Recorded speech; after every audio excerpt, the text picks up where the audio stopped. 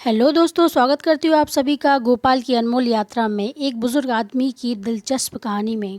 एक बुजुर्ग आदमी था जिसका नाम गोपाल था। वह अपने जीवन के आखिरी दौर में था, लेकिन उसके दिल में अब भी एक अनसुनी कहानी बाकी थी। उसकी आंखों में एक अनजान उत्साह था जो कह रहा था कि उसकी कहानी अभी खत्म नहीं हुई है। गोपाल का बचपन गरीबी और संघर्षों से भरा था। उसके माता पिता की मौत के बाद वह एकल हो गया था, लेकिन उसने हार नहीं मानी थी। अपने मेहनत और आत्मविश्वास से वह एक छोटी सी दुकान खोलकर अपना जीवन चलाने लगा। गोपाल की दुकान में हर ग्राहक को वह एक परिवार का सदस्य मानता था। उसकी मिठास और सहानुभूति ने उसे लोगों के दिलों में एक विशेष स्थान दिलाया। एक दिन एक अजनबी आदमी गोपाल की दुकान में आया। उसकी आंखों में एक अजीब सी चमक थी जो गोपाल को आकर्षित कर रही थी। उसने उस आदमी को ध्यान से देखा और पूछा, आपको क्या चाहिए? आदमी ने धीरे से कहा, मुझे एक खास चीज़ चाहिए जो मेरे जीवन को सुंदर बना सके। गोपाल ने मुस्कुराते हुए उसकी आंखों में देखा और कहा, आपको यहाँ सब कुछ मिलेगा, बस आपको इसे खोजने की आवश्यकता है। गोपाल ने उस आदमी को विभिन्न चीज़ों का विवरण दिया, लेकिन वह कुछ भी पसंद नहीं किया। गोपाल को विचलितता महसूस हो रही थी, लेकिन वह उस आदमी की आंतरिक आवाज़ को समझने की कोशिश करता रहा। थोड़ी देर बाद गोपाल ने एक पुरानी और सुनहरी किताब निकाली और उसे आदमी को दिखाया। आदमी ने देखकर मुस्कुराया और कहा, यह वह चीज़ है जो मैं ढूंढ रहा था, धन्यवाद। गोपाल को आदमी के चेहरे पर एक अनोखी संतोष देखकर खुशी हुई। वह अपने दिनचर्या में इस घटना को भूल नहीं पाया। कुछ दिन बाद गोपाल को एक खुशखबरी की खबर मिली।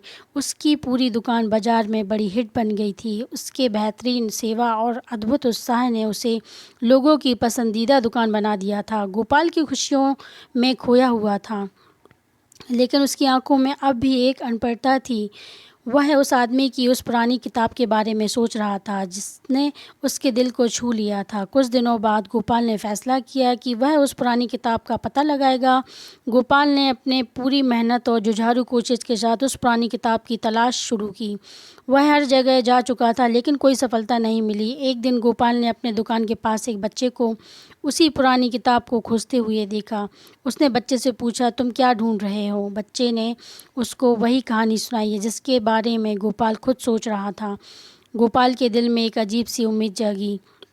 गोपाल ने उस बच्चे से पुरानी किताब की तलाश करने के बारे में पूछा। बच्चे ने कहा कि मैंने उसे किसी और को बेच दिया है। गोपाल को बच्चे के बयान से आशा मिली कि शायद उस पुरानी किताब का सफ़र अभी भी ख़त्म नहीं हुआ है।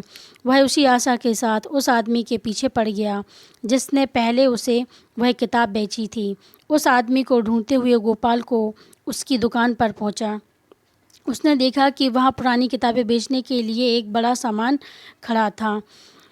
गोपाल ने धीरे से उस आदमी के पास आकर पूछा, क्या आपने कभी उस पुरानी किताब का नाम सुना है जो आपने कुछ दिन पहले बेची थी? उस आदमी ने मुस्कुराते हुए कहा, हाँ, मुझे उस किताब का नाम याद है, लेकिन वह अब बेच दी गई है। गोपाल को आशा और उत्साह दिखाई दिया। उसने आदमी से कहा, क्या आप मुझे उस किताब के बारे में थोड़ी जानकारी दे सकते हैं? आदमी ने कहा, हाँ, लेकिन मुझे यह बताने के लिए तुम्हें कुछ बताना होगा। वह किताब मेरी बुजुर्ग माँ की पसंदीदा थी जो कुछ दिनों पहले हमारे बीच से गुजर गई थी। मैंने उसे उसके यादों के लिए बेच दिया, लेकिन अब मुझे पछतावा है। गोपाल ने अपनी आंखों में आंसू लिए और कहा, आपको उसे बेचने की क्या ज़रूरत थी? क्या आपको नहीं लगता था कि आपने उसे अपनी माँ की यादों से छीन लिया? उस आदमी की आंखों में भी आंसू थे। वह गोपाल के प्रश्न का जवाब देते हुए बोला, तुम सही कह रहे हो, मैंने गलती की है। उसने गोपाल से कहा, यह लो, मैं तुम्हें इस किताब का नाम और पता बताता हूँ। जाओ और अपनी माँ की यादों को वापस लाओ। गोपाल को एक अजीब सी संवेदना हुई। उसने उस आदमी का आभार जताया और उसकी दुकान से निकल गया। उसने पुरानी किताबों के लिए फिर से खोजना शुरू किया। कुछ दिनों बाद गोपाल ने एक पुरानी किताब को अपने दुकान के एक कोने में छिपाया हुआ पाया। जैसे ही उसने उसे खोला, उसने देखा कि वह वही किताब है जिसकी उसे तलाश थी। गोपाल ने किताब को अपने हाथ में लिया और एक कोने में बैठकर उसे पढ़ने लगा। वह पुरानी किताब के पन्नों पर उसी आदमी की यादों में खोया रहा। उसकी आंखों में आंसू थे, लेकिन उसके चेहरे पर एक अनोखी संतोष की मुस्कान थी। गोपाल का जीवन अब फिर से उसी उत्साह और खुशी से भर गया था जो उसने अपने जीवन के हर पल में महसूस किया था। उसका पुरानी किताब के साथ एक खास रिश्ता था जो उसे उसके पारंपरिक और मूल्यवान जीवन की याद दिलाता था। गोपाल की कहानी ने हर किसी को प्रेरित किया और उसकी आंतरिक जीवन की महत्वपूर्णता को समझाया।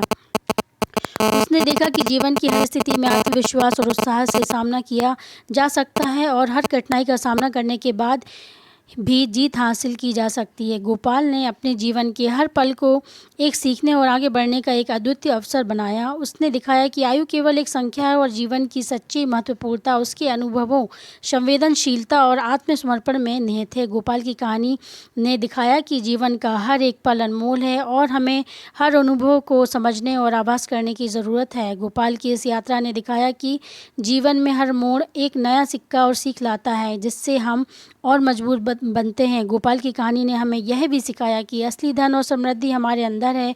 यह उसकी पुरानी किताबों में नहीं बल्कि उसके अनुभवों, संघर्षों और संवेदनशीलता में छिपा है। गोपाल की यह अद्भुत यात्रा हमें याद दिलाती है कि हमारी कहानी का अंत नहीं बल्कि हमारे संघर्षों और प्रयासों के साथ शुरू होता है। और जब हम अपनी दृढ़ता, सहनशीलता और संवेदनशीलता के साथ संघर्ष करते हैं तो हम अपने सपनों को पूरा करने का निर्णय करते हैं। गोपाल की कहानी से हमें यह सीखने को मिलता है कि बुजुर्गी का ये दौर भी अपने अद्वितीय और रोमांचक पलों से भरा होता है, जिन्हें हमें महसूस करने का समय निकालना चाहिए। गोपाल की इस यात्रा में हम सभी को एक महत्वपूर्ण संदेश मिलता है। जीवन को अपनी खासियत से जिया जाना चाहिए, उसके हर पल का मौन साक्षी बनकर, और जैसे गोपाल ने किया, हमें भी अपने सपनों की पूर्ति के लिए संघर्ष करते रहना चाहिए जब तक हम उन्हें हासिल नहीं कर लेते। धन्यवाद। कहानी पसंद आई हो तो अपने बहुमूल्य कमेंट जरूर साझा किया।